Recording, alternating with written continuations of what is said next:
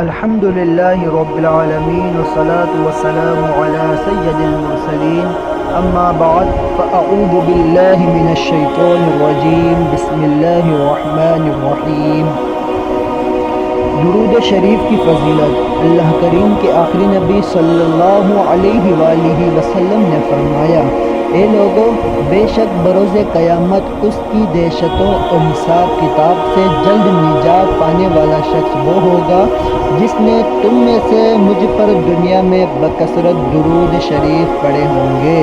صلو علی الحبیب صلی اللہ تعالی علیہ وآلہ وسلم۔ تو دوستو، یہ تھی درود شریف کی فضیلت۔ اب میں انشاءاللہ آپ لوگوں کو بتاؤں گا کہ محرم الحرام کے روزے رکھنا کتنا افضل ہے اور محرم الحرام کے روزے کہ کیا فضائل ہے۔ تو ایک شخص حضور نبی اکرم صلی اللہ علیہ وآلہ وسلم کی بارگاہ میں حاضر ہوا اور عرض کی، یا رسول اللہ صلی اللہ علیہ وآلہ وسلم، رمضان کے علاوہ میں کس مہینے میں روزے رکھوں؟ ارشاد فرمایا، اگر تم نے رمضان کے بعد کسی مہینے کے روزے رکھنے ہو تو محرم کے روزے رکھو کہ یہ اللہ پاک کا مہینہ ہے۔ اس مہینے میں ایک دن ہے جس میں اللہ پاک نے ایک قوم کی توبہ قبول فرمائی اور دوسروں کی توبہ بھی قبول فرمائے گا۔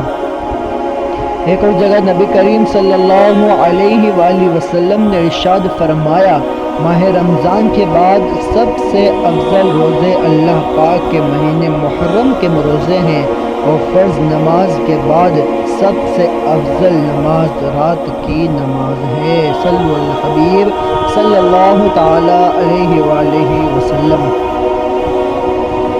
پیارے پیارے اسلامی بھائیوں، شروع میں عاشورہ کا روزہ مسلمانوں پر فرض تھا، پھر روزہ رمضان سے اس کی فرضیت منسوخ ہو گئی تھی۔ اب عاشورہ کا روزہ رکھنا فرض نہیں، مگر اس دن کا روزے رکھنے والے کے لیے بڑا ثواب ہے۔ دو فرامین مصطفیٰ صلی اللہ علیہ وآلہ وسلم، مجھے اللہ پاک پر گمان ہے کہ عاشورہ کا روزہ 1 سال پہلے کے گناہ مٹا دیتا ہے۔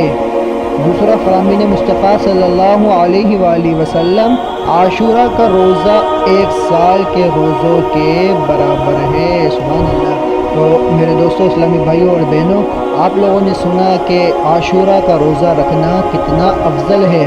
تو فرامین مصطفیٰ صلی اللہ علیہ وآلہ وسلم کیا ہے؟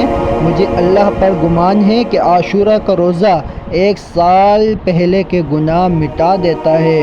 تو کون بھائی نہیں چاہے گا، کون میری بہن نہیں چاہے گی کہ 1 سال کے اس کے گناہ ایک دن کے روزے رکھنے کے بعد مٹا دیے جائے۔ اور دوسرا فرامین مصطفیٰ دیکھیں، عاشورہ کا روزہ 1 سال کے روزے کے برابر ہے۔ ماشاءاللہ، کون نہیں چاہے گا کہ میں ایک دن کا روزہ رکھوں اور ثواب مجھے 1 سال کے روزے کے برابر ملے۔